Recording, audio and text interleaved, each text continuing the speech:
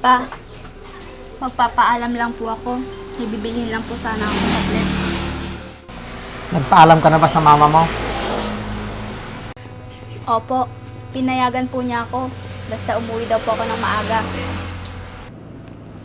Sino kayang batang yun? Parang hindi nagkakalayo ang edad nila. Sige anak, basta mag-iingat ka at uwi ka ng maaga. Opo pa, salamat. Sige anak.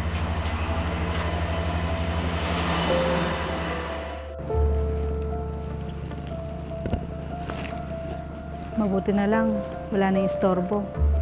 Makakausap ko na rin si Masong.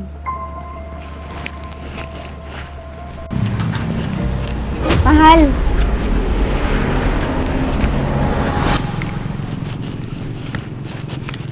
Nakakainis.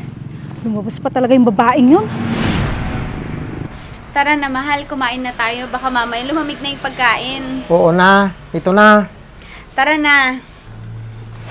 Parang si Mitch yun. Anong ginagawa na ng babaeng yun dito? Mahal, tara na.